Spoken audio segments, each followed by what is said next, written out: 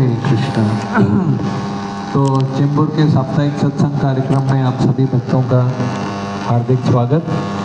आज महाशिवरात्रि के बारे में प्रवचन करने का बताया गया है।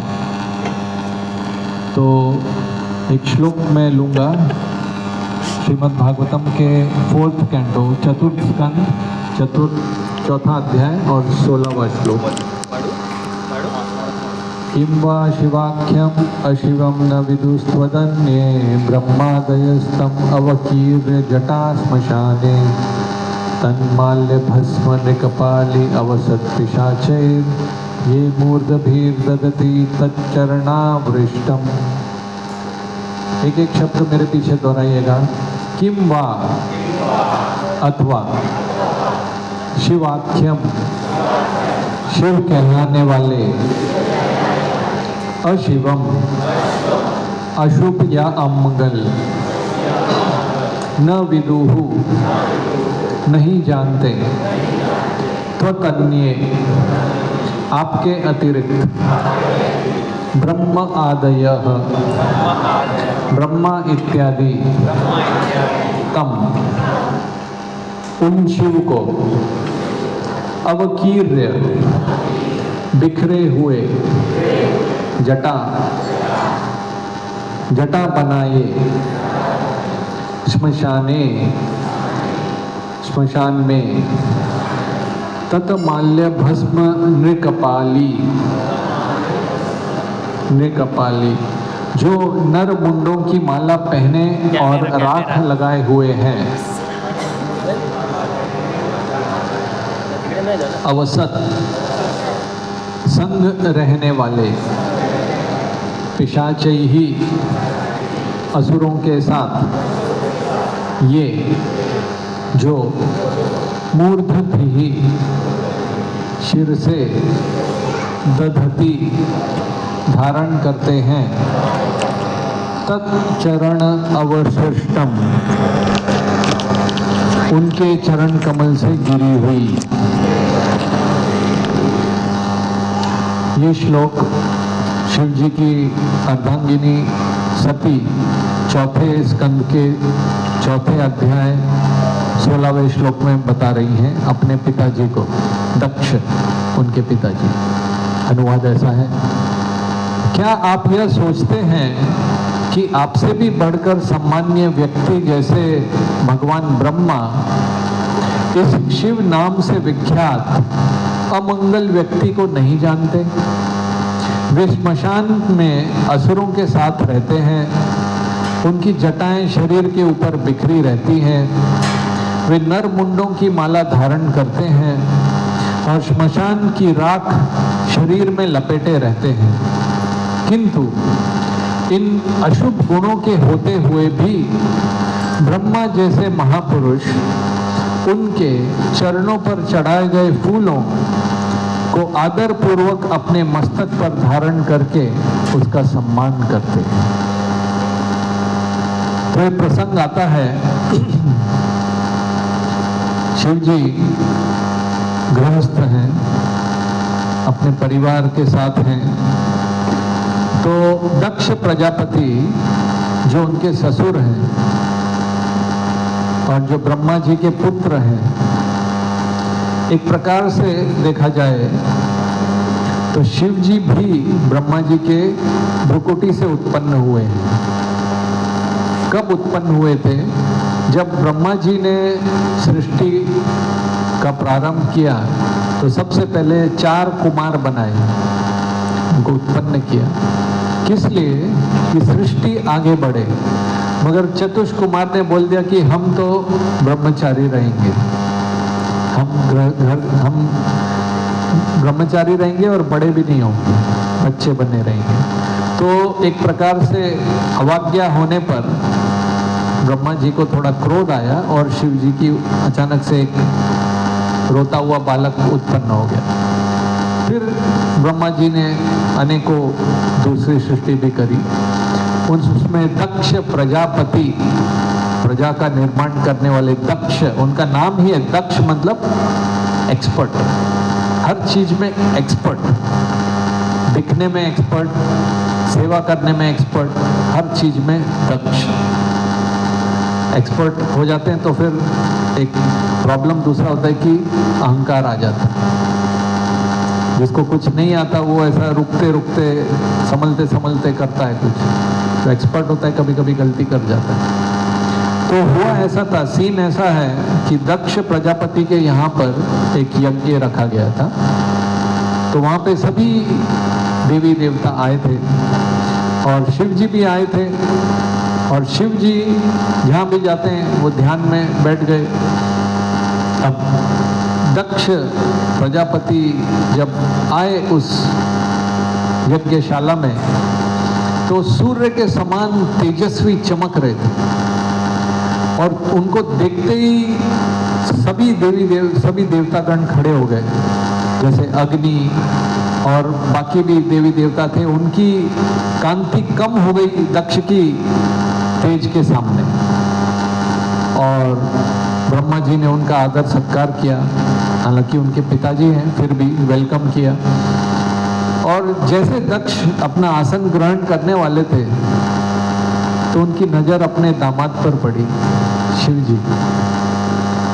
वो पूरी सभा खड़ी हो गई थी उनका आदर सत्कार करने के लिए। शिव जी ध्यानस्थ बैठे हुए थे तो उनकी आंखें लाल क्रोध से भर गईं। बैठते बैठते उन्होंने ये देखा एक दृश्य, तो उन्होंने कुछ शब्द कहे। उन्होंने बोला कि मैं अभी आप सबके सामने एक ऐलान करना चाहता हूँ, वो न तो मैं किसी अहंकार वश कर रहा हूँ न किसी अज्ञान वश कर रहा हूँ। मैं इस व्यक्ति के बारे में, इसके चरित्र के बारे में कुछ बताना चाह रहा हूँ। देखा जाए तो वो पूरे अज्ञान में ही बात कर रहे थे, मगर शुरुआत ऐसे उन्होंने अपनी एक पहल रखी। उन्होंने बोला कि मेरे पिताजी ब्रह्मा जी के कहने पर मैंने अपनी कन्या का विवाह इनसे कर दिया। बहुत कुछ बोला उन्होंने, अहंकार में थे।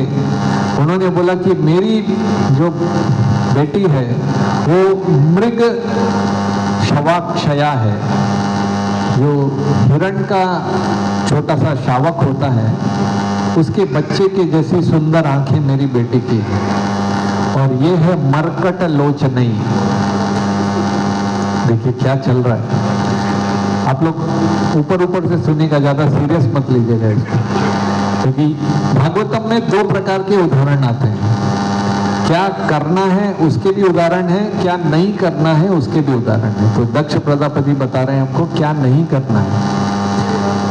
और तो उन्होंने बोला कि मैंने अपनी सुंदर कन्या का हाथ मरकट लोचनी, बंदर की आंखों वाले इस व्यक्ति को दे दिया। ये मुझे स्वागत करने के लिए खड़े भी नहीं हुए, नहीं कुछ शब्द बोले, शरीर से नहीं स्वागत किया, शब्दों से स्वागत नहीं किया। ये स्मशानों में रहते हैं, स्मशान की भस्म लगा के घूमते हैं, मुंडों की माला पहन के रखते हैं, और इनके जो सहचर हैं वो भूत प्रेत हैं, पिशाची। तो स्नान करते हैं कि नहीं वो भी पता नहीं है। और कभी कभी वो हंसते हैं, कभी रोते हैं, पागलों के जैसा व्यवहार करते हैं, कभी वस्त्र बराबर पहनते हैं कि नहीं वो भी पता नहीं है।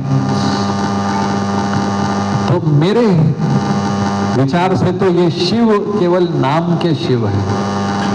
मंगल, शिव यानी मंगल, ये सब अमंगलमय है, ऐसा उन्होंने बोला। और यहाँ पे गाड़ी रुकी नहीं, गाड़ी एक बार शताब्दी एक्सप्रेस निकल जाती है तो रुकती नहीं है। जैसे वो और कौन था जो शिव अपना कृष्ण को अपशब्द कहता था, शिशुपाल। इसको 100 बताया गया था कि 100 से ज्यादा बोलेगा तो उसका वध होगा। तो हर टाइम 99 गिनता था, फिर थोड़ी देर चुप होता था, फिर 99 बोलता था, पूरा कंट्रोल के साथ। एक दिन कंट्रोल छूट गया, कृष्ण ने सुदर्शन छोड़ दिया। तो फिर उन्होंने दक्ष प्रजापति ने आचमन किया, हाथ पैर धोए जो भी, और फिर उन्होंने एक शाप दे दिया कि जो देवताओं का यज्ञ होता है उसमें देवताओं, हर देवता की एक आहुति होती है, मगर ये शिव जी की आहुति आज के बाद किसी भी यज्ञ में नहीं दी जाएगी। तो उनका जो पगार ही बंद कर दिया एक तरह से देखा जाए तो नंदीश्वर जो शिव जी के भी सहचर हैं, सब आए थे, वो खड़े हो गए। उन्होंने बोला कि उन्होंने एक प्रकार से शाप देने की कंपटीशन चालू हो गई। शिव जी के अनुचर और ब्राह्मण, दक्ष के जितने भी अनुयायी थे सब ब्राह्मण थे। तो उन्होंने बोला कि दक्ष वो व्यक्ति है जो केवल काम वासना से आसक्त है, वो केवल अपने शरीर से आसक्त है, तो उसको अब उसका जो सुंदर चेहरा है वो बकरी का मिल जाएगा। एक तरह से उन्होंने प्रेडिक्शन किया, आगे का बात बताया।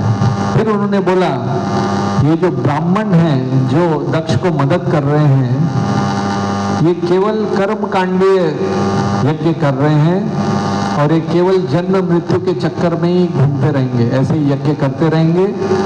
और जो भी ये शास्त्र पढ़ेंगे, जो भी तपस्या करेंगे, केवल अपने भूखे पेट को भरने के लिए, बाकी कोई उसमें दम नहीं रहेगा। और उनको क्या कुछ पता नहीं होगा शास्त्र क्या है, दर दर लोगों के घर पे भटकते हुए भीख मांगेंगे ये ब्राह्मण जो दक्ष के अनुयायी। अब देख सकते हैं भविष्यवाणी थोड़ी थोड़ी सी सच है एक तरह से देखा जाए तो जो दक्ष की पार्टी के थे ब्राह्मण में शिरोमणि थे भृगु मुनि, उन्होंने आचमन उठाया, उन्होंने दूसरा शक्ति दिखाई। उन्होंने बोला ये नंदीश्वर शिव जी का अनुचर है, तो मैं शाप देता हूं कि शिव जी के जितने भी अनुचर होंगे वो नास्तिक बन जाएंगे, उनको पता ही नहीं होगा कि भगवान कौन है, सब निराकार मायावाद ऐसे भगवान को ऐसा समझेंगे और वो शास्त्र समझ नहीं पाएंगे, शास्त्र से विमुख हो जाएंगे और वो शिव जी का अनुकरण करने के माध्यम से बड़े बड़े बाल रखेंगे, नशा इत्यादि करेंगे और मांस मदिरा और इस सब में उनका जीवन जाएगा। तो इस तरह से कई प्रकार से शाप मिल गए और शिव जी जो थे वो तो उठ के चले गए वहां से, इससे पहले कि और कुछ आगे हो। कुछ समय के बाद ब्रह्मा जी ने दक्ष को प्रजापतियों का चीफ बना दिया। प्रजापति कई हैं जो सृष्टि को उत्पन्न करते हैं, तो दक्ष वो जैसे बोलते हैं ना कि और उनकी सीना फूल गया, चीफ बना दिया। तो उन्होंने एक यज्ञ का आरंभ किया, वाजपेय यज्ञ। तो पूरी सृष्टि के से लोग जा रहे थे दक्ष के धाम पे, देवी देवता लोग सफेद पुष्प वाहन पे जा रहे थे। उनकी जो अप्सराएं थी वो सुंदर सुंदर गहने पहन के, आभूषण पहन के, सुंदर सुंदर कपड़े पहनकर सब जा रही थी और शिव जी की पत्नी सती देख रही थी कि ये सब के सब जा रहे हैं, मेरे पिताजी के पास जा रहे हैं। उनको पता था यज्ञ हुआ है, बड़ी एडवर्टाइजमेंट इनविटेशन बड़ा हो गया था, तो उनका बहुत मन कर रहा था कि मैं भी अच्छे वस्त्र पहन के, अच्छे आभूषण पहन के अपने माता से, अपनी बहनों से, अपने पिता दक्ष से मिलकर आऊं। तो उनकी बहुत इच्छा हुई, तो उन्होंने अपने शिव जी को बताया कि मेरी बहुत ऐसी इच्छा है और मेरी बहुत इच्छा है कि मैं भी देखूं कि वहाँ पे कितने झंडे मतलब पताकाएं उड़ रही हैं और अच्छे अच्छे सज धज के लोग आए हैं। तो जब उन्होंने बताया तो शिव जी थोड़ी देर शांत रहे और उन्होंने बताया कि जब तक आपको इनविटेशन नहीं दिया है, कहीं पे बुलाया नहीं है, तो आप मत जाओ। तो सती ने बोला मैं एक स्त्री हूँ और वैसे भी अगर अपने घर में कुछ हो रहा है, कोई पिताजी कुछ कर रहे हैं, भाई कुछ कर रहा है, पति कुछ कर रहा है, गुरु कुछ कर रहे हैं, तो आमंत्रण की आवश्यकता नहीं है, अपना ही घर है, जाने के लिए कौन, क्या बात है। तो फिर शिव जी ने आगाह किया, चेतावनी दी, बोला कि जो व्यक्ति अपनी शक्ति से, अपनी सामर्थ्य से, अपनी योग्यता से, अपनी सुंदरता से, अपने यौवन से, अपने कुल से, इसके अभिमान में अगर वो पड़ा हुआ है तो वो दूसरों को आदर नहीं दे सकता। वो अपनी दुनिया में है, वो सोचता है मुझसे अच्छा और कोई नहीं। जैसे कुछ समय पहले ये जो एक ओलंपिक में भागने वाले थे, फास्टेस्ट व्यक्ति उसेन बोल्ट करके थे, तो उन्होंने तकरीबन 8 बार ओलंपिक का मेडल जीता। 100 मीटर की रेस में सबसे आगे, 200 में सबसे आगे, 400 मीटर में भी सबसे आगे। 2017 में उनकी आखिरी एक रेस थी, फास्ट भागना तो छोड़ दीजिए, वो रेस भी कंप्लीट नहीं कर पाए, उनको कुछ पैर में तकलीफ हो गई। तो मैं ये नहीं कह रहा हूँ कि उनके पास ऐसा कुछ था भावना, मगर ये जो इस संसार का जो वैभव है, हम जितने भी सुंदर हों, धनी हों, शक्तिशाली हों, ये रंग दिन में ढल जाएगा, इस पे गुमान न करो। ये है, रंग है, कितने आए कितने गए। तो और फिर शिव जी ने उनको बताया कि देखो, अगर बाहर का कोई व्यक्ति कुछ बोल देता है, कुछ कह देता है, तो इतना बुरा नहीं लगता जितना कि हमारा कोई करीब का व्यक्ति कुछ कटु बोल दे, बहुत बुरा लगता है। वो एक तरह से हृदय में बाण मारने जैसा होता है।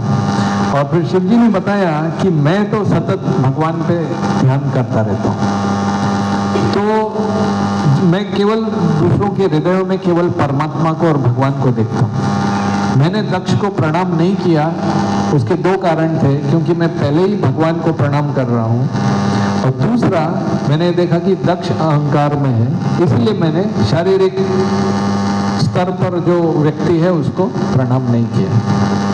और आखिर उन्होंने बोला कि हो सकता है कि दक्ष ऐसा कुछ करे या बोले या कुछ भी ना करे जिससे आपको इतना दुख हो जाए कि वो मृत्यु के समान दुख हो जाए। ऐसा उन्होंने एक पहेली जैसा बता के भेजा। तो वो 2 मन में हो गई सती, मन में, दिल में तो बहुत इच्छा है कि जाना है, जाना है, जाना है, और पति बोल रहे कि ऐसा पहेलियां बुझा रहे हैं। तो वो कमरे से अंदर बाहर हो रही थी, जैसे कभी मन डिसाइड नहीं कर पा रहा है, निर्णय नहीं ले पा रहा है, तो कभी अंदर कभी बाहर। फिर उसके बाद उन्होंने एक बार क्रोध से शिव जी को देखा, फिर उन्होंने तय कर लिया कि मैं तो जाऊंगी, और निकल गई। वो घर से निकल गई तो शिव जी के सहचर जो थे उन्होंने देखा, अरे निकल गई हैं, तो मणिमान, मद, नंदी, ये सब यक्ष तुरंत उनके पीछे पीछे गए, उनको एक सवारी दी बैल पे, एक छतरी उनके सर पे रखी, एक उनका पालतू तोता था वो उनके हाथ में दिया, एक आईना था वो दिया, और कीर्तन भजन करते हुए साथ देने के लिए, क्योंकि वो भी सेवक थे, रक्षा करने के लिए वो सती के साथ चले गए। और जैसे ही सती पहुंची अपने पिताजी के घर पे, तो उन्होंने देखा कि बहुत सारी अप्सराएं हैं, देवता लोग हैं, और सबने भी देखा कि सती पहुंच गई है। मगर बहुत लोगों को दक्ष से भय था कि दक्ष, उनको पता था दक्ष इतना उनको ये नहीं करते, रिस्पेक्ट नहीं देते, ध्यान नहीं देते, तो इसलिए उन्होंने भी सती पर ध्यान नहीं दिया। हाँ, ये बात थी कि सती की जो माता थी और बहनें थी वो तुरंत भागकर उनके स्वागत में आई, हंसकर बात की, और बहुत ही उत्सुक स्वर में उनसे वार्तालाप किया मगर सती ने देखा कि जब तक मेरे पिताजी मुझ पर ध्यान नहीं दे रहे और बाकी लोग भी ध्यान नहीं दे रहे, केवल मेरी माता और मेरी बहनें मुझसे बहुत ही आतुर स्वर में खुशी के साथ वार्तालाप कर रही हैं। और उन्होंने एक और वस्तु पे ध्यान दिया कि जो यज्ञ हो रहा था वहाँ पे शिव जी के नाम की आहुति नहीं दी जा रही थी। तो ये जब 2-3 वस्तुएं उन्होंने देखी तो उनको बहुत क्रोध आ गया। उनको समझ में आ गया कि ये सब इसलिए हो रहा है क्योंकि वो मेरे पति शिव जी को आदर नहीं देते हैं। फिर उन्होंने 2-3 शब्द कहे, बहुत ही क्रोध आ गया उनको। उन्होंने बोला कि मेरे पति ऐसे हैं जिनका कोई दुश्मन नहीं, वो किसी को अपना दुश्मन नहीं मानते, और जो भी उनसे ईर्ष्या करता है वो अवश्य उसका पतन हो जाएगा। वो अपने पिताजी को बोल रही है। और फिर उनका क्रोध और बढ़ गया। उन्होंने बोला, कभी कभी मेरे पति मुझे प्रेम से बोलते हैं दाक्षायणी, हे दक्ष की पुत्री, तो मुझे खुश भाव में होती तो मैं दुखी हो जाती, मेरी हंसी खत्म हो जाती, क्योंकि मुझे याद आता है कि मेरा संबंध आपके साथ है।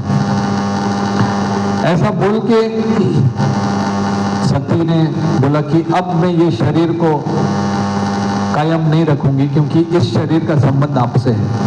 उधर ही सती ने आसन लगाया, अपने प्राण को नाभि से हृदय में लाया, हृदय से मन में लाया, अपने पति के चरणों को ध्यान लगाया, सारे कल्मशों से मुक्त हो गई और अग्नि तत्व पे ध्यान करके उधर ही अपने शरीर को प्रज्वलित कर लिया और प्राण त्याग दिए। अब नारद मुनि ये संदेशा लेकर शिव जी तक पहुंचे कि अरे ऐसा हो गया।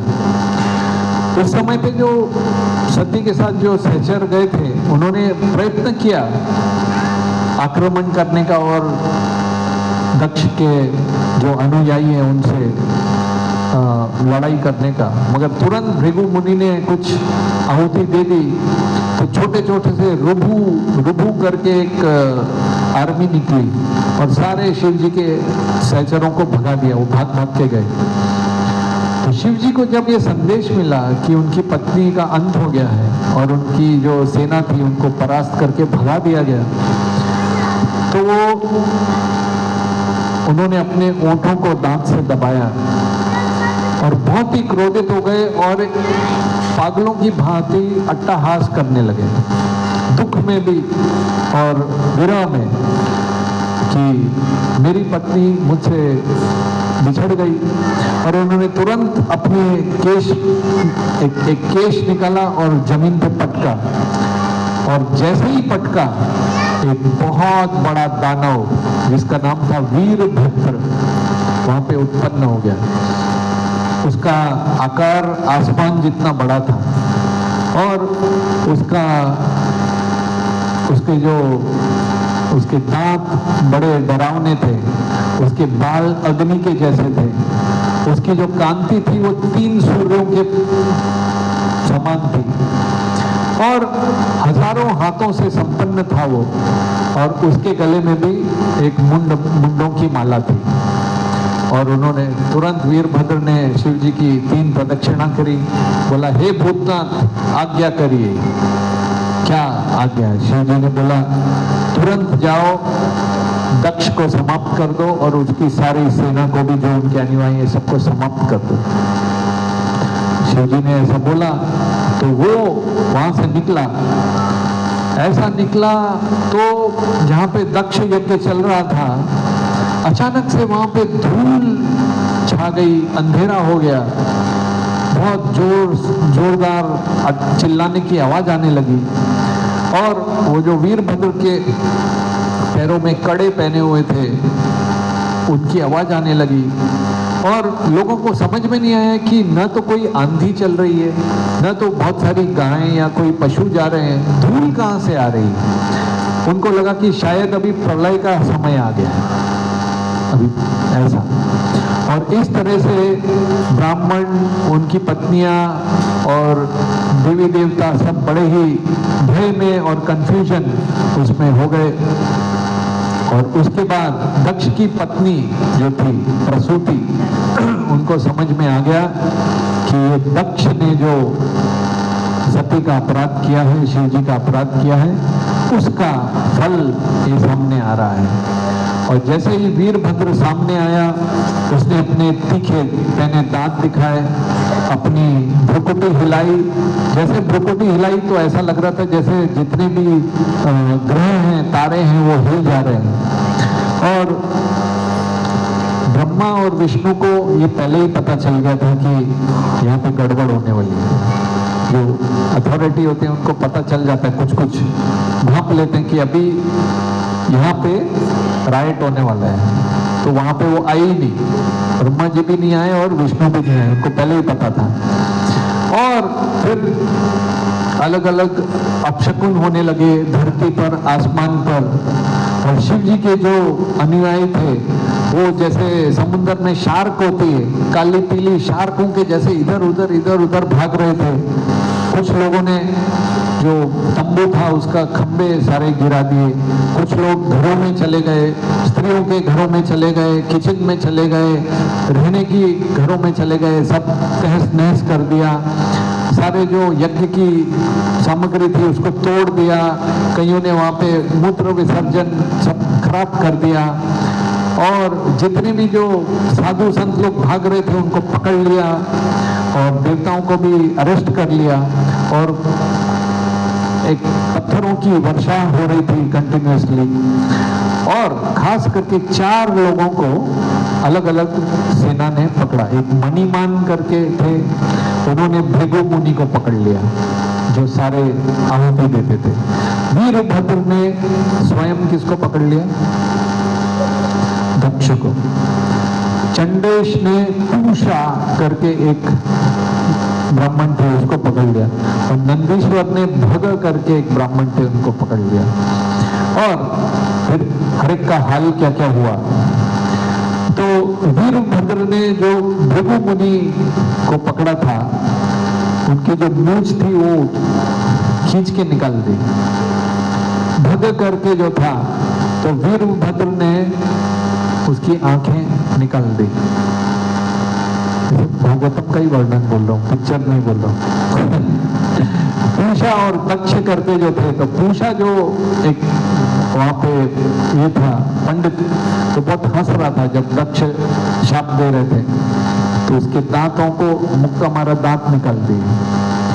और फिर दक्ष के छाती पर बैठ गया वीरभद्र और तलवार से उनकी गर्दन काटने लगा, मंत्रों से काटने लगा। दक्ष भी एक्सपर्ट था, उनकी चमड़ी इतनी कड़क थी, कट ही नहीं रही थी। बड़ा शक्तिशाली सही में दक्ष था वो। तो फिर वीरभद्र ने देखा उधर पशु की बलि देने के लिए एक खड्ग था, तो दक्ष को पकड़ा और खड्ग से वार किया, उसकी गर्दन धड़ से अलग। और यज्ञ की जो दक्षिण दिशा में वो उसको फेंक दिया दक्ष का सर। और इस तरह से फिर बाकी सब ब्राह्मण देवता हाहाकार कर रहे थे और शिव जी के अनुयायी हंस रहे थे जोर जोर से। ऐसा करके वो लोग कैलाश चले गए। अब सभी देवी देवता ब्रह्मा जी के पास गए, बोला ये हमारा क्या हाल हो गया, अब तो बर्बाद हो गए, तो लुट गए, अब हम क्या करें। तो ब्रह्मा जी ने उनको बताया, जो भी कोई परम वैष्णव का अपराध करता है उसको ऐसी गति मिलनी ही है। आप सभी लोगों ने, शिव जी जो महान वैष्णव हैं, वैष्णवानाम यथा शंभु, एक भागवतम में श्लोक आता है कि निम्न गानाम यथा गंगा, ऐसा करके जो नदियों में गंगा, जो निम्न गा मतलब जो नीचे जाती है हिमालय से समुद्र की तरफ, तो वो है निम्न गानाम यथा गंगा, वैष्णवानाम यथा शंभु। वैष्णवों में सबसे जो उच्च हैं, शंभु देवा नाम अच्युतो यथा, सभी भगवान कहलाने वाले लोगों में भगवान हरि हैं। और पुराणा नाम इदम तथा, सभी पुराणों में सबसे महत्वपूर्ण जो पुराण है वो है श्रीमद् भागवतम। तो शिव जी परम वैष्णव हैं, उनका अपने अपराध किया तो ये तो होना ही है। चलो ठीक है, कोई बात नहीं। अभी आपके मन में जो भी कलमश है उनके प्रति उसको त्याग दो और उनसे समर्पण करते हुए अपनी याचना करो। तो उन्होंने बताया कि यद्यपि शिव जी बहुत ही शक्तिशाली है, मुझसे भी अधिक शक्तिशाली है। आगे अभी तो मैं कथा बता रहा हूँ, बाद में थोड़ा तत्व भी डिस्कस कर लेंगे। और वो सबसे बड़े ईश्वर हैं, महा ईश्वर हैं। और अभी उनकी मानसिक अवस्था बहुत ही संतुलित नहीं है, क्योंकि उन्होंने अपनी पत्नी को खो दिया और दक्ष ने भी ऐसे शब्दों का उपयोग किया, बंदर की आंखें और क्या क्या बोला। तो अब हम सब लोग मिलके उनके धाम में चलते हैं, कैलाश पर्वत, और वहां उनसे माफी मांगेंगे। तो ब्रह्मा जी सबको लेकर गए। अब कैलाश पर्वत का एक वर्णन है उसमें बीच में, तो मैं भी वर्णन कर देता हूँ। कैलाश पर्वत में देवता, किन्नर, गंधर्व, अप्सरा, चारण और योगी, सिद्ध ये सब वहां पर वेदों की ऋचाओं का उच्चारण कर रहे हैं। वहां पे बड़े बड़े पर्वत हैं जहाँ पे सुंदर ये जो मणि और झरने हैं, गुफाएं हैं, जिन गुफाओं में सिद्धों की अर्धांगिनियां रहती हैं। वहाँ का वातावरण बहुत ही रम्य है। मोर और कोयल और जो भंवरा है उनकी गुंजन होती रहती है। वहाँ शेर हैं, चीता है, बंदर हैं और जंगल में रहने वाली गाय, उसको नील गाय बोलते हैं शायद, वो रहती है। और कस्तूरी मृग है, वहाँ घूमते रहते हैं। वहाँ पे पारिजात का पेड़ है, आम का वृक्ष है, कदम्ब है, चंदन के वृक्ष हैं, अलग अलग प्रकार के कमल हैं, उत्पल है, नीले कलर का कमल है और शत पत्र मतलब 100 पत्तों वाले कमल हैं। कैलाश धाम का वर्णन है। वहाँ पे शुद्ध नदियाँ, अलकनंदा, नंदा, गंगा जी का एक दूसरा नाम है, वो वहाँ पे श्री कृष्ण की चरण धूलि को लेकर बहती हैं। और इन नदियों में अलग अलग अप्सराएं काम वासना पूर्ण होने के उपरांत वहाँ पे स्नान करती हैं। कुमकुम सा उनका जो शरीर का पानी है वो लाल हो जाता है और उसमें खुशबू आने लगती है। और वहाँ पे जो हाथी जाते होते हैं मदमस्त, उनको प्यास नहीं लगी होती और वो खुशबूदार पानी को सुनकर ही वो पानी पीना चालू कर देते हैं। और वहाँ पे एक विशाल वृक्ष है, बहुत बड़ा बरगद का पेड़ है जिसकी ऊंचाई है 800 मील और जिसका चौड़ाई है 600 मील। वो शाश्वत काल के लिए आपको छाया देता है और वहाँ पे बड़ी ठंडक है।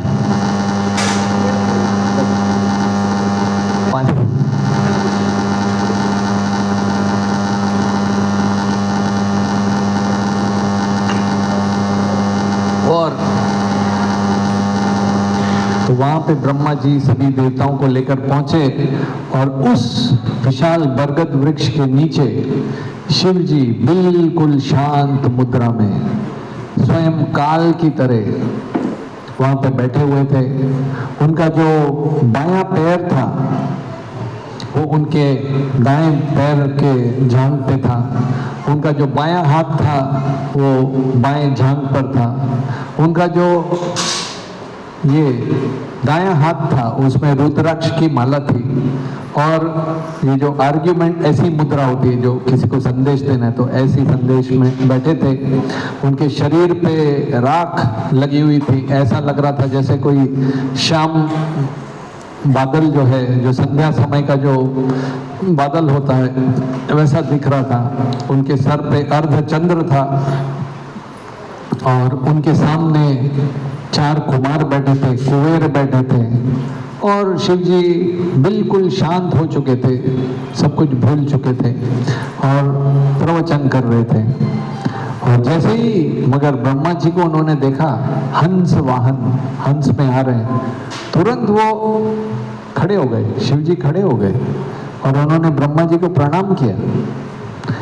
ब्रह्मा जी समझ गए कि हालांकि ये मुझे प्रणाम कर रहे हैं मगर मुझसे बहुत वरिष्ठ हैं, बहुत अधिक शक्तिशाली हैं।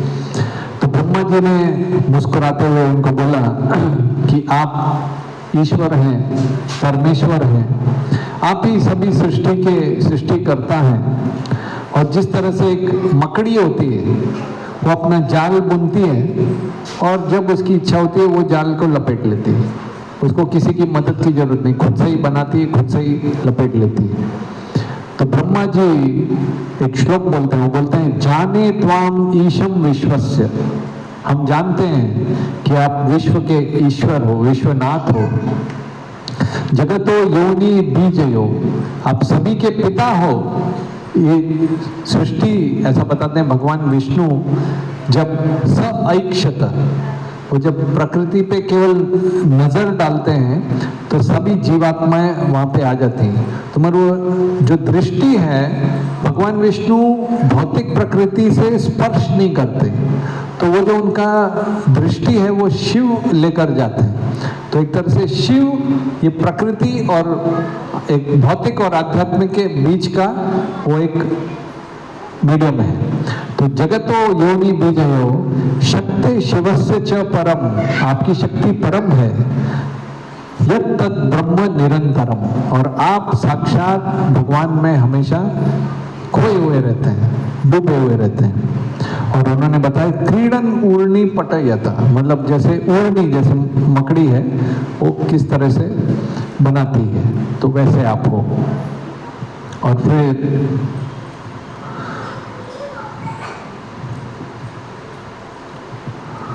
उन्होंने बोला कि मैं आपसे 3-4 कृपा की आशा रखता हूँ। उन्होंने बताया दक्ष जो है उसकी जीवन वापस दे दो, वो भग करके जो था जिसकी आंखें निकाली गई थी उसकी ज्योति वापस दे दो, भृगु की मूंछ निकाल दी थी उसकी मूंछ वापस दे दो,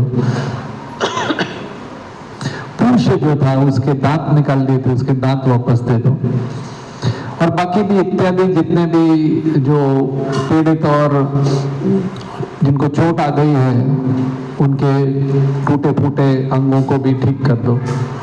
लंबा ये उपाख्यान 4 स्कंद के 2 अध्याय से 8वें अध्याय तक, मतलब तकरीबन 5-6 अध्याय हैं। तो ब्रह्मा जी फिर शिव जी को बोलते हैं कि आप कृपया यज्ञों में अभी बैठ सकते हैं देवताओं के साथ, और आपके नाम से भी आहुति दी जाएगी। और फिर शिव जी ने बोला कि आप मेरे पिताजी हैं, पिता समान हैं, और मैं जानता हूँ ये जो देवता हैं ये बच्चों के जैसे हैं, ये गलतियाँ करते रहते हैं, इसलिए मैं उनकी गलतियों को सीरियसली नहीं लेता हूँ। मैंने केवल ये किया उनको सबक सिखाने के लिए कि ऐसी गलतियाँ न करें आगे चल के। तो इस तरह से शिव जी एक गृहस्थ है मगर ध्यानस्थ है। वो घर गृहस्थी में रहते हुए भी बड़े बड़े ऋषि मुनि और जो संत हैं उनको वैराग्य का संदेश देते हैं। उनका वैराग्य इतना है कि जब उनका जो विवाह हुआ तो एक जो घर उन्होंने बनाया, तो वो घर का जो पहला जो बोलते हैं ना हाउस वार्मिंग बोलते हैं, लोग आए तो सबको गिफ्ट दिया, उन्होंने गिफ्ट दिया। आखिर एक ब्राह्मण आया, बोला मुझे क्या गिफ्ट, कुछ बचा नहीं, बोला आप ये घर ही ले लो। तो फिर से वो घर से जैसे कैलाश में वो पेड़ के नीचे रहने लगे। तो अहो दुखम महादुखम दुखा दुखतरम यथा काचार्थम विस्मृतम, सबसे बड़ा धन ये संसार का धन नहीं है। इस संसार की जो भी सुख या संपत्ति आनंद है क्षणिक है, उसका एक शुरुआत है और एक अंत है। आदि अंत वंत कौन्तेय न तेषु रमते बुधा, उसमें बुद्धिमान व्यक्ति रमण नहीं करता है। सबसे बड़ा धन है भगवान का नाम, चिंतामणि। तो काचार्थम विस्मृतम रत्न हरेर नाम एवं केवलम, हम कांच के टुकड़ों के लिए इस जीवन में भागते रहते हैं और वो सचमुच कांच के ही टुकड़े हैं। जैसे ऐसा बताते हैं, जो ऊंट होता है, ऊंट के रेगिस्तान में एक प्रकार का पेड़ मिलता है, कैक्टस, कांटे वाला पेड़ होता है। तो उसको पत्तों को खाता है, उसके कांटे उसकी मुंह में लगते हैं और उसका ही खून निकलता है और वो पत्ते का जूस और खून मिक्स होके उसको एक स्वाद आता है, उस अपने खून का आनंद लेता है। उदाहरण अपना देखा जाए तो एक जैसे कुछ ऑरेंज की गोली मिलती थी बचपन में, अभी भी मिलती होगी, चूसते रहो थोड़ी देर में अपना मुंह छिल जाता है थोड़ा ऊपर से, वो छिले उसमें भी वो खून का स्वाद, वो भी उसमें आनंद आता है। एक समझ में, अगर आपको समझ में आया तो वो ये संसार की ये माया शक्ति है कि वो हमको ऐसा समझाती है कि कांच के टुकड़े जो हैं बहुत स्वादिष्ट हैं, बहुत सही हैं, इनको पकड़ के रखो, मगर अपना ही शक्ति का व्यय होता है। हमारा सबसे महत्वपूर्ण शक्ति तो गई छोटी मोटी चीजें, अपना समय बहुत बर्बाद हो जाता है, समय वैसे ही कम है, बहुत छोटा समय है। तो ऐसा, तो सबसे बड़ा जो हीरा है वो हरि का नाम है। तो शिव जी, तो अभी मैं आपसे प्रश्न पूछता हूँ, मैंने आपको इतनी कथा सुनाई, अब शिव जी को भगवान है या नहीं है? कितने लोग मानते हैं कि शिव जी भगवान हैं?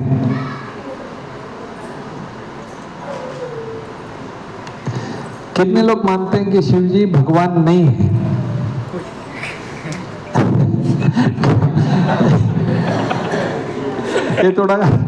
ये बड़ा लोडेड क्वेश्चन है, इसको बोलते हैं, मतलब हाँ बोलो तो भी फंसे। वो हिंदी में एक वो बोलते हैं कि चित में जीता पट तुम हारे। जो सिक्का होता है ना, उसमें दो बाजू होता है, एक चित होता है और एक पट होता है।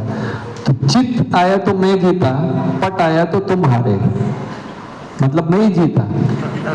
तो उसके लिए इसको बोलते हैं शास्त्रों में अचिंत्य भेद अभेद तत्व।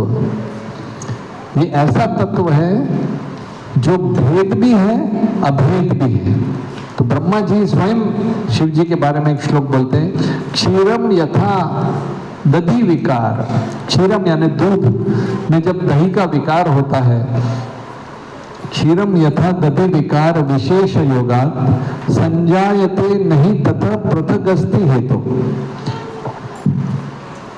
जब दूध में दही मिलाते हैं तो एक दूसरी वस्तु तैयार हो जाती है। यह शम्भुताम अपि तथा समुपैति कार्यात्। तो दूध अधिक पी लेंगे तो पेट गड़बड़ा जाता है, वही गड़बड़ पेट को ठीक करना है तो दही में थोड़ा ईसबगोल मिला लो या काला नमक मिला के दही ले लो, तो वही गड़बड़ पेट जो दूध से जन्मी वस्तु है वो ठीक कर देती। तो एक दृष्टिकोण से दही दूध से ही आता है, पर फिर भी दूध के जैसा नहीं। तो इसी प्रकार से शिव जी के पास काफी शक्तियां हैं, एकदम भगवान के जैसे ही हैं, मगर समुपैति कार्यात् एक कुछ प्रकार की सेवा करने के लिए भगवान स्वयं भगवान शिव जी का रूप लेकर आते हैं। तो अभी मैं कुछ जिसको बोलेंगे ना तत्व, डिटेल तत्व समझा देता हूँ। तो भगवान कृष्ण जो है उनके कितने गुण हैं? 64 प्रमुख रूप से 64। वैसे तो भगवान हरि अनंता, हरि कथा अनंता, हरि गुण अनंता, केवल 64 स्वयं साक्षात भगवान। तो उनके 64 प्रमुख गुण हैं, उसमें से 4 स्पेशल गुण हैं। वो कौन से हैं?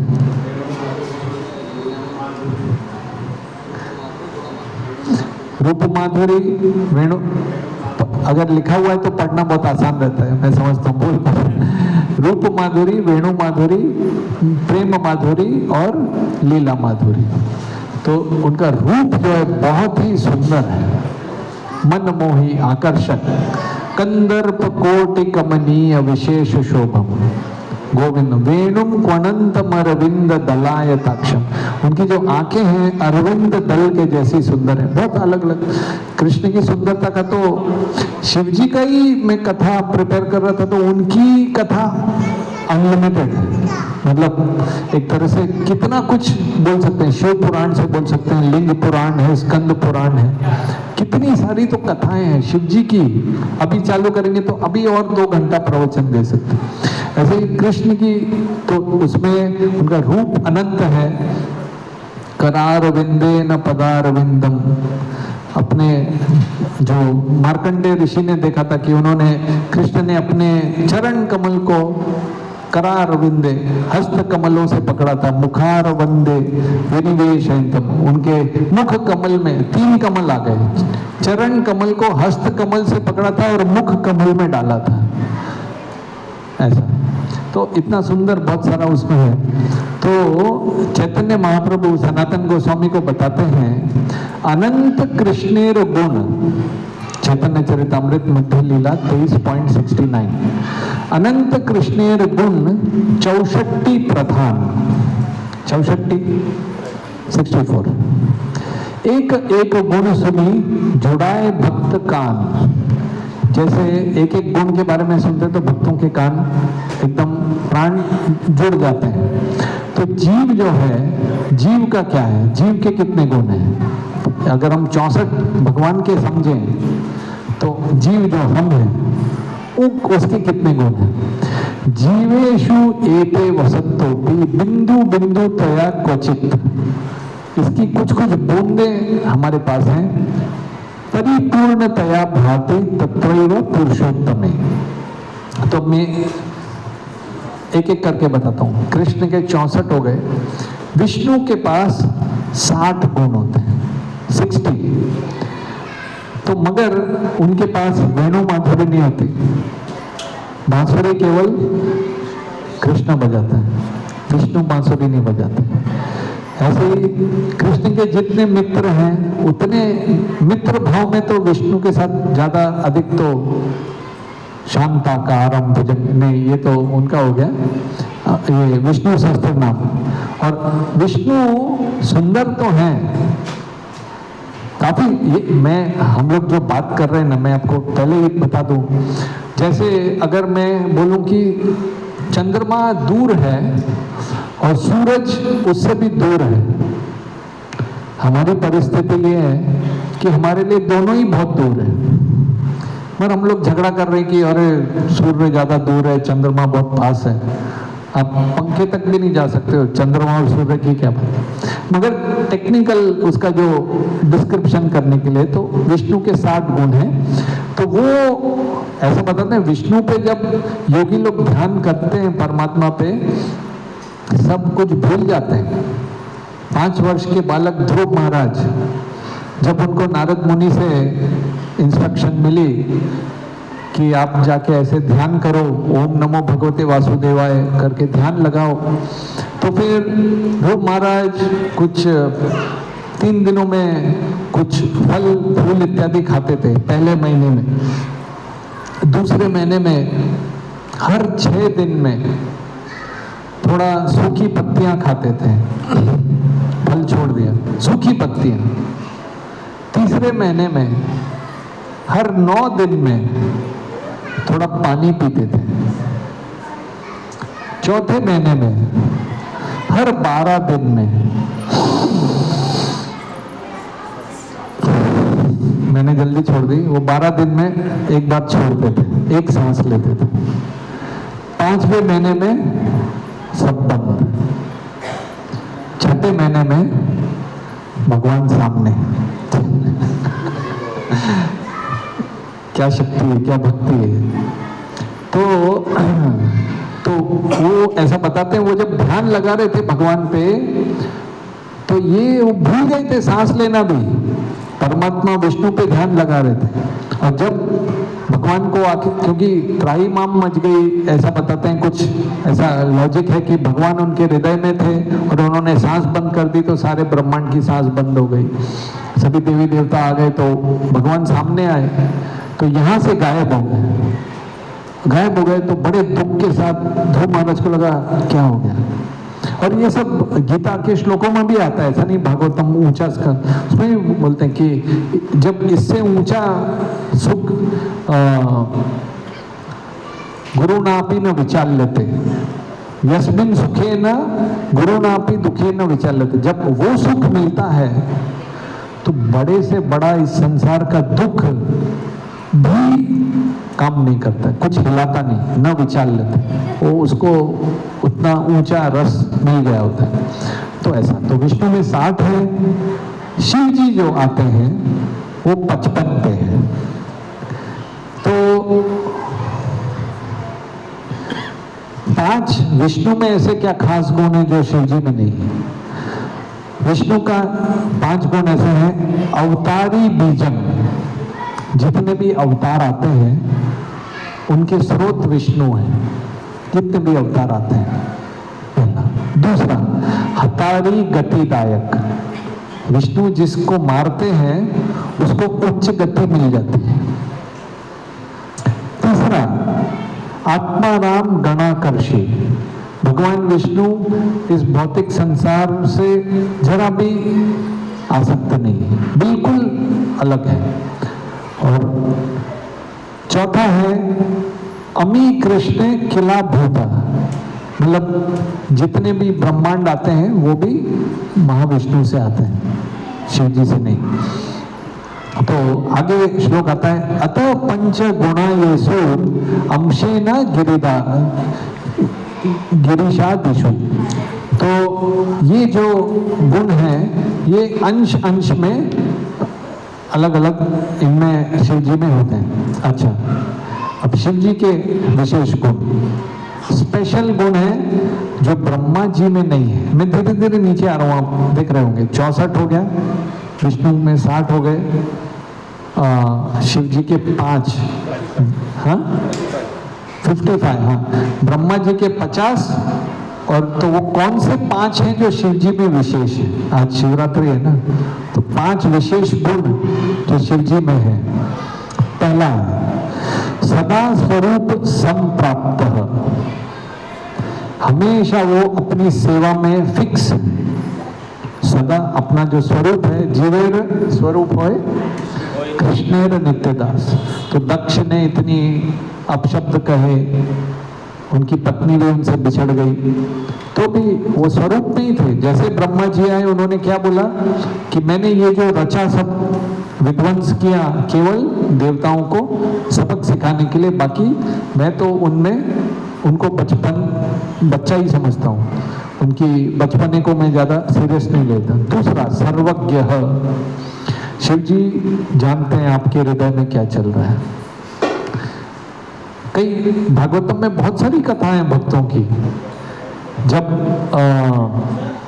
अलग अलग भक्त भगवान पे ध्यान लगा रहे थे तो शिव जी जानते थे कि उन भक्त को कैसे भगवान विष्णु के पास लेके जाना है। तीसरा है नित्य नूतना, नित्य नूतना मतलब हमेशा यौवन अवस्था में रहते हैं शिव जी। कभी आप पाएंगे नहीं कि शिव जी बूढ़े हो गए, बाबा बन गए। यहाँ की पेंटिंग में कोई कुछ भी बना देता है, वो तो शिव जी के हाथ में गांजा भी पकड़ा देते हैं जो शास्त्र युक्त नहीं है। एक श्लोक आता है, अगर बीच में मिलेगा तो मैं बताऊंगा, उसमें बताया है कि जो ईश्वर हैं, ईश्वर की कैटेगरी, मतलब ईश्वर का शब्द का अर्थ होता है कंट्रोलर। जो बड़े बड़े कंट्रोलर हैं उनकी जो एक्टिविटी है, उनके जो क्रियाकलाप हैं, उनका अनुकरण नहीं करना चाहिए। अगर हम अनुकरण करेंगे तो मृत्यु के पास आएंगे। केवल उनके जो वाक, जो शब्द हैं, उनको आप पालन कर सकते हो। ऐसा एक श्लोक आता है, मिलेगा अगर रास्ते में तो बता दूंगा। तो सदा स्वरूप संप्राप्त, सर्वज्ञ, नित्य नूतन। चौथा है सच्चिदानंद सांद्रांग, उनका रूप जो है सच्चिदानंद है, भौतिक शरीर नहीं है उनका, इसलिए उनको कोई नहीं मार सकता। सत यानी हमेशा रहने वाला, ज्ञानमय और आनंदमय है। और आखिरी है सर्व सिद्धि निवेशिता, सारी सिद्धियां। अभी हम लोग जो सत्संग में पूरा एक अध्याय, 1 वर्ष लगा हमको पूरा अध्याय करने के लिए, पूरा सिद्धियों पे ही था। कौन कौन सी सिद्धि है, कितनी सिद्धि है? अष्ट सिद्धि मेन, फिर 10 गौण सिद्धि है और 5 और छोटी सिद्धि है।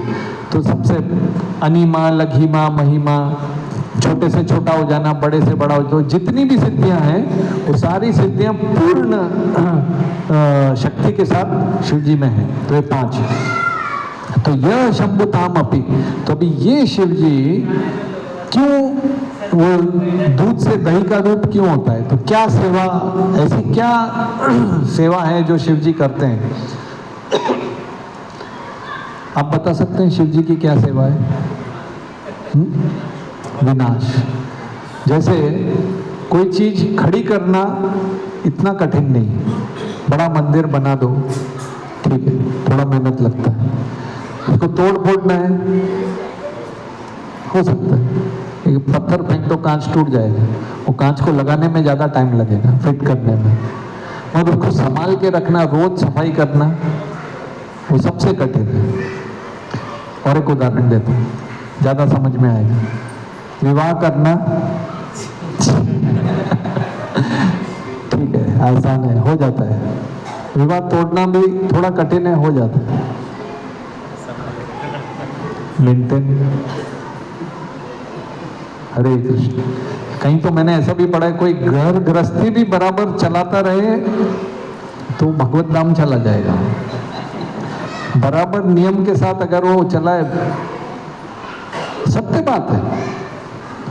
मैं इस कपड़ों में हूँ इसलिए नहीं बोल रहा हूँ, अनुभव की बात। अनुभव ऐसे मतलब बाहर से कि सन्यासी और ब्रह्मचारी एक बार त्याग करता है, जितना बैंक बैलेंस है या नौकरी है एक बार छोड़ता है ना, बाद में आश्रम में आ जाता है, फिर 150 रुपये में भक्त बन जाता है।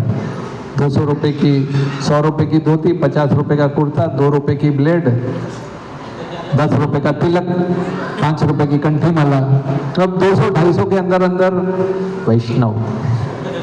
उसके बाद त्याग नहीं करता है ज़्यादा कुछ।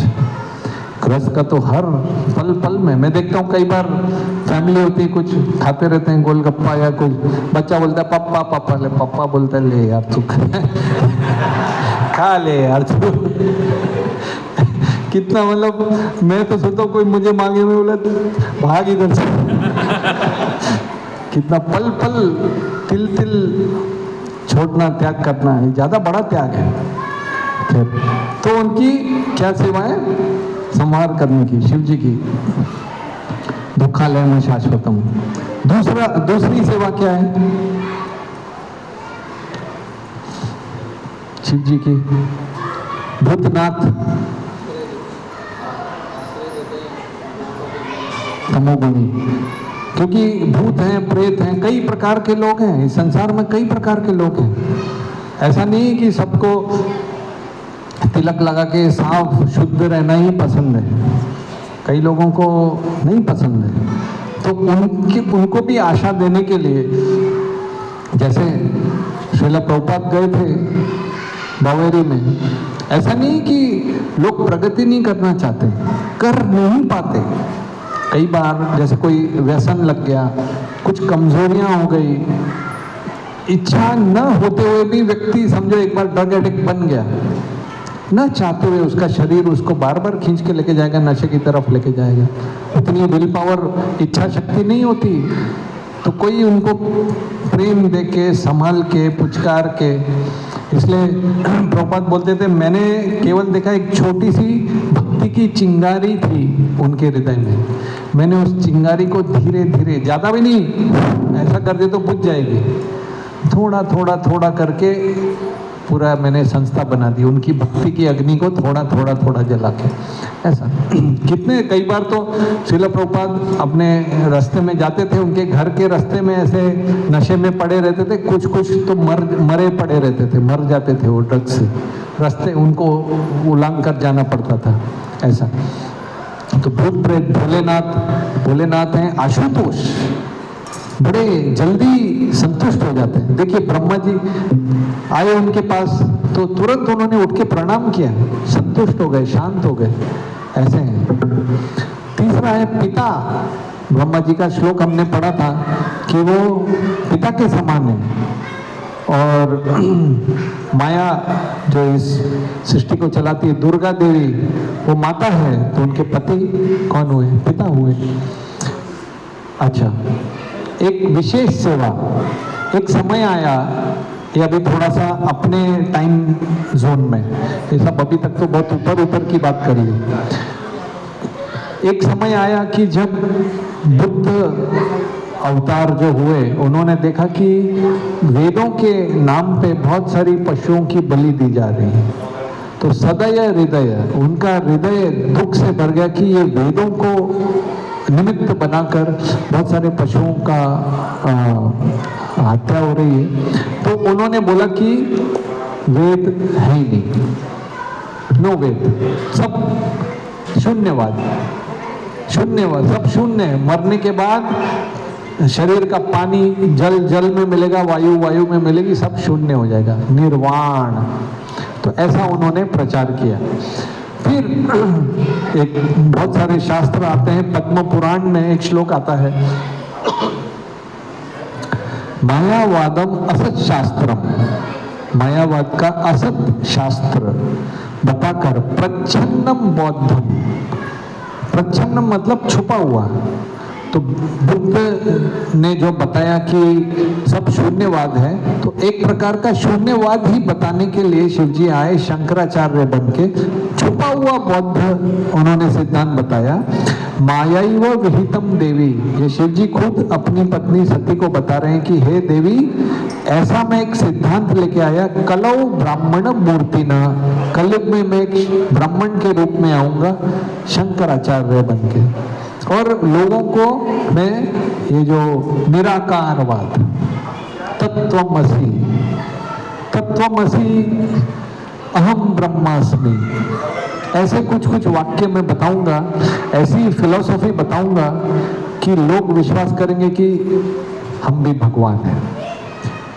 अहम ब्रह्मास्मि मतलब क्या होता है कि मैं ये भौतिक जड़ वस्तु नहीं हूं, मैं ब्रह्म पदार्थ हूं, मैं जीव हूं, मैं अहम परम ब्रह्म अस्मि नहीं। और तत्वमसि, आप वो हैं, मतलब आप ये नहीं है, आप आध्यात्मिक जीव हैं, वो है। उसका मतलब ये नहीं कि आप कृष्ण और राम और भगवान हैं, ऐसा। तो शंकराचार्य जी जब उनकी जो जीवनी लिखी है, जीवनी का जो 2-3 भाष्य हैं, शंकर विजय करके एक जीवनी है, या शंकर जिंदगी विजय करके, ये उनके शिष्यों ने लिखी थी।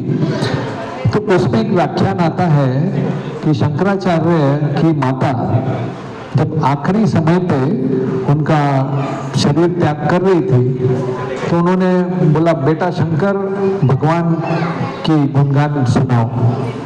तो उन्होंने निराकारवाद बताने लगी, बोले बेटा वो नहीं, भगवान के गुण सुनाओ, किसी भी पल मेरी सांस छूट जाएगी, भगवान के गुण सुनाओ।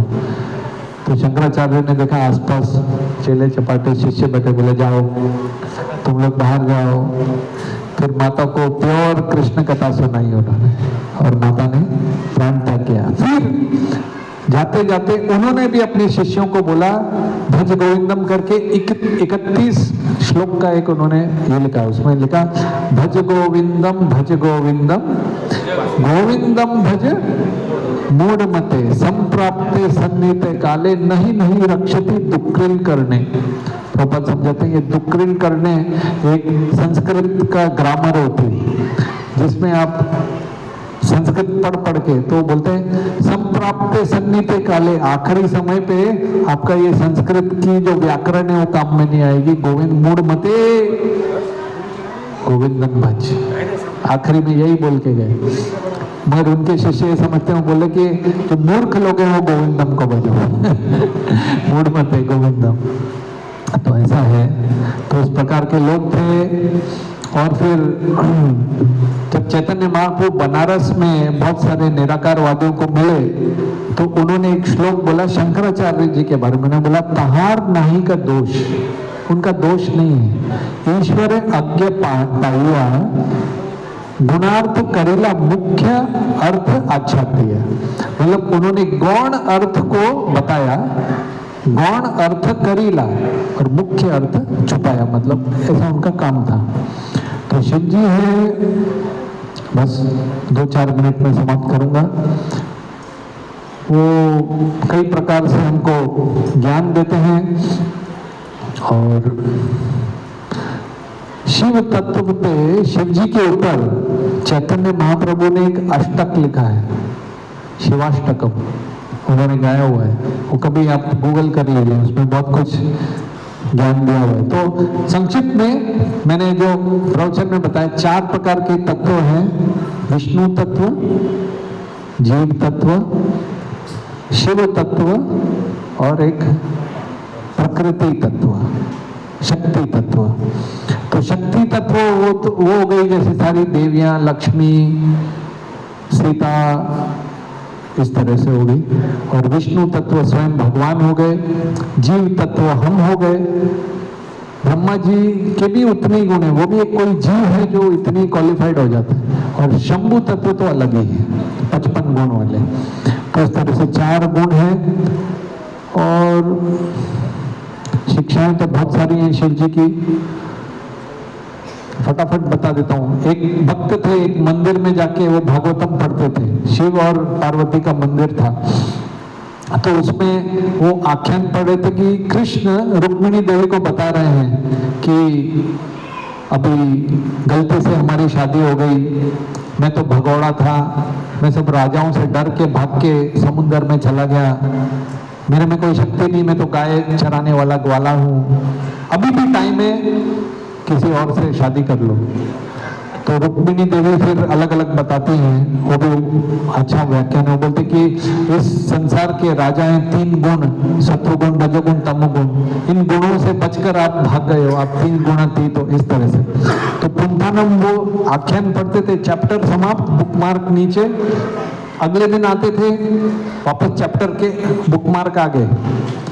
तो फिर उनको पता चला, एक दिन उनका कुछ रह गया, कुछ मोबाइल फोन रह गया मंदिर में। वापस आए, दरवाजा खोला तो शिव जी प्रवचन दे रहे और पार्वती मैया सुन रही हैं। फिर वो पूछे कैसा लगा? बोला आपका तो ठीक है, वो पुंथानम बहुत अच्छा बोलता है। और मुझे भी उसका अच्छा लगता है, इसलिए मैं बुकमार्क हमेशा वापस पहले लेके जाता हूँ। मायापुर में एक बार कथा चल रही थी, भागवत कथा। तो शिव जी अपने नंदी पे आ रहे थे धीरे धीरे धीरे धीरे। तो उन्होंने बोला अरे कथा समाप्त हो जाएगी। तो उन्होंने ब्रह्मा जी को बोला जरा लिफ्ट। हंस, फिर हंस पे बैठ के शिव जी आ गए, तो इसलिए उनका नाम पड़ा हंस वाहन करके एक विग्रह है मायापुर में। सनातन गोस्वामी वृंदावन में एक जगह भजन करते थे गोवर्धन के पास, तो वहां उनको बड़े मच्छर काटते थे। आप जब कर रहे हो आपको मच्छर काट रहे हो तो आप क्या करोगे? हरे कृष्णा हरे कृष्णा हरे कृष्णा। कहीं आप शास्त्र लिख रहे हो या हरे कृष्ण। तो वो बोले अब मैं नहीं, यहाँ नहीं रहूंगा, मैं जा रहा हूँ। उन्होंने मन में सोच लिया अब मैं जाऊंगा। तो शिव जी वहां थे। तो शिव जी ने बोला एक ब्राह्मण के रूप में, बोले एक रात और रुक जाओ, अब एक बार और मच्छर आ गए तो चले जाना। रातों रात मच्छरों के देवता के पास ऑर्डर भेजा, सारे मच्छर गायब कर दो इधर से, भक्त का संग चाहिए। तो सनातन गोस्वामी बोला अरे कोई मच्छर ही नहीं, कुछ नहीं। तो सनातन गोस्वामी वहीं रह गए। तो चकलेश्वर महादेव वहां पर चक्र तीर्थ में, जहाँ पे जब इंद्र ने वर्षा करी थी, कृष्ण ने गोवर्धन उठा लिया था, मगर सब पानी तो नीचे गिर रहा था, नीचे से आ सकता था ना, क्यों नहीं आया? तो कृष्ण ने एक सुदर्शन चक्र छोड़ा हुआ था, वो सबको पानी को उड़ा रहा था। तो जब सब लीला हो गई तो सुदर्शन चक्र को बोला अभी जाओ। बोला अब मैं कहाँ जाऊं, अब मैं आपके चरणों में आ गया। बोला कहीं तो वो एक जगह दी, तो उसको चक्र तीर्थ बना। उस चक्र तीर्थ पे एक शिव जी का निवास स्थान आने लगा, उसको चक्रेश्वर महादेव बोलते हैं। ऐसा फिर लीलाएं तो बहुत सारी हैं, बस थोड़ा मैं समाप्त करूंगा। शिव जी एक बार वृंदावन में आ गए, बोले मुझे कृष्ण के दर्शन करने हैं, तो यशोदा मैया के सामने आ गए। और आ गए तो क्या, पूरे वो मुंडमाला धारी राख लगा के। तो यशोदा मैया ने बोला ये कौन आ गया? नहीं नहीं नहीं। तो वो दुखी होकर वहाँ पेड़ के नीचे जाके रोने लगे विरह में। और इधर कृष्ण को समझ में आ गया कि शिव जी आए, तो वो रोने लगे। और फिर शिव जी आए तो शांत हो गए। तो माता ने बोला कि आप इधर ही रहो, मेरे बच्चे को शांत रखो। तो बोले एक शर्त है, वो जो भी महाप्रसाद है मुझे देना थोड़ा। तो नंदेश्वर महादेव जो है नंद भवन में, वो वहाँ रहते हैं, उनको रोज भगवान का प्रसाद देते हैं। एक गोपीश्वर, वो रासलीला देखना चाहते थे शिव जी, तो आ गए, वो सांप वाप लेके आ गए। बोले ये कौन आ गया? जो उनको एक कुंड में स्नान कराया, फिर वो गोपीश्वर महादेव बन के आए, गोपी बन के आ गए शिव जी। फिर अलग अलग है। पार्वती ने एक बार शिव जी को पूछा किसकी आराधना परम है? तो पद्म पुराण में शिव जी ने बोल दिया आराधना नाम सर्वेशम विष्णु आराधना नाम परम। बोला विष्णु की आराधना सबसे परम है, और बोला उससे भी एक ऊपर है, तस्मात् परतरम देवी तदया नाम समर्चनम। विष्णु के भक्तों की आराधना करो, उससे भी ऊपर है। अच्छा, तो देवी हर रोज विष्णु सहस्त्र नाम करने लगी। फिर एक दिन उन्होंने पूछा कि आप ये माला पे आप क्या जप करते हो? रोज रुद्राक्ष की माला लेके बैठे रहते हो। बोले ये तो सीक्रेट है। बोला मैं जब करता हूँ श्री राम राम रामेति रमो रामे मनोरमे सहस्त्र नाम तत्तुल्यम राम नाम वरानने। हे वरानने, हे सुंदर चेहरे वाली, मैं श्री नाम राम राम रामेति, इसमें मेरा मन लग गया है। और सहस्त्र नाम तत्तुल्यम, एक राम नाम ले लो विष्णु के सहस्त्र नाम लेने के बराबर है। और एक श्लोक आता है एक कृष्ण नाम ले लो तो राम के 3 नाम लेने के बराबर आता है। तो आपने एक कृष्ण बोल दिया तो 3000 बार विष्णु सहस्त्र नाम हो गया। तो इस तरह से तो शक्ति ने बोला आपने पहले बताया नहीं, मैं तो इधर सहस्त्र नाम कर रही हूँ। तो सती ने फिर एक बार रावण का जब वध हो रहा था तो शिव जी को बोला आपका भक्त का वध हो रहा है, आप नहीं बचाओगे अपने डिवोटी को? तो शिव जी ने बोला क्या करूं, मैं उनका भक्त हूँ, तो वो वही मार रहे हैं तो मैं क्या बचाऊं। एक बार वो श्री राम की कथा आती है, हनुमान जी ने पत्थर डाले, पत्थर तैरने लगे। तो श्री राम ने सोचा मेरा नाम डाल के लिख रहे हैं तो तैर रहा है। उन्होंने एक बार पानी में डाला, पत्थर डूब गया। तो हनुमान जी साइड में आ गए, बोले प्रभु क्या कर रहे हैं? बोला किसी को बताना मत। बोले अब क्या करूं, तुमने डाले तो तैर गए, मेरे तो नहीं तैरे। तो हनुमान जी ने बोला जिसको आपने छोड़ दिया भगवान वो कैसे तैरे। और आखिरी शिव जी की लीला है, जब समुद्र मंथन हुआ तो पहले क्या आया? विष आया। तो भगवान कृष्ण ने बोल दिया विष्णु ने ये मेरा डिपार्टमेंट नहीं है, अब शिव जी को बुलाओ। तो शिव जी ने अपनी पत्नी को पहले पूछा क्यों, क्या इम्पोर्टेंट कोई भी लाइफ का जीवन का निर्णय लेना है तो पत्नी को पूछ लेना चाहिए, क्या पता बाद में फिर। तो उन्होंने बोला मुझे पता है आपकी शक्ति, आप पी लो कोई बात नहीं। तो उन्होंने पूरा उसको रसना कॉन्सेंट्रेट बनाया, पी लिया और गले में ही रोक दिया। तो इसलिए वो नीलकंठ या कालकंठ बन गए। कुछ बूंदे इधर उधर टपक गई तो वो सर्पों ने, बिच्छुओं ने, कुछ वनस्पतियों ने ले ली तो वो विषैले बन गए, ऐसा है। और तो इसीलिए सबसे बड़ा जो है, हम आज के दिन प्रार्थना ये कर सकते हैं कि आपकी कृपा, शिव जी की कृपा, 2 प्रकार की कृपा होती है, एक सकपट कृपा, एक निष्कपट कृपा। सकपट कृपा वो होती है जैसे एक व्यक्ति आया, बोला मुझे धन दे दो, हे भोलेनाथ पैसा दे दो। उन्होंने बोला सनातन गोस्वामी के पास जाओ। तो सनातन गोस्वामी ने बोला तुमको पैसा चाहिए, वो कचरा डब्बा है उसमें एक चिंतामणि रखा हुआ है, पारसमणि को ले लो, और वो जिस भी लोहे को टच करोगे सोना सोना, उसने सोना बना लिया। फिर रास्ते में गया, सोचा ये सोना कैसे बना रहा है, उन्होंने कचरे डब्बे में रखा था। तो हो सकता है उनके पास कुछ और हो, कोई अच्छी चीज़ हो तो ऐसे संभाल के रखेगा ना, और अपना कोई देख न ले। तो उन्हें बोला कुछ और भी है आपके पास? बोला है, मगर पहले ये पत्थर यमुना में फेंकना पड़ेगा। बोला ये तो यार गड़बड़ हो जाएगी, बाद में पता नहीं चला। तो श्रद्धा रखनी पड़ती है। कुछ ऊंचा अगर पाना है, इस मनुष्य देहम दुर्लभम अर्थदम ध्रुवम, बड़ा छोटा जीवन है और हमको पाना है बहुत ऊंचा। कुछ ऊंचा पाना है तो कुछ चीज को छोड़ना पड़ता है, इस भौतिक संसार के सुखों को छोड़ना पड़ता है। अगर ऊंचा चीज पाना है तो, कुछ महान चीज पाना है तो तपस्या करनी पड़ती है।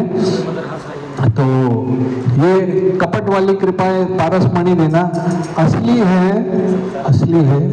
नाम चिंतामणि कृष्ण चैतन्य रस विग्रह पूर्ण शुद्धो नित्य मुक्तो अभिन्नतम नाम नामिनो। और आखिर में एक ही श्लोक बोलूंगा। चैतन्य महाप्रभु चैतन्य भागवत में बोलते हैं, इहा हईते सर्व सिद्धि हईबे तोमार।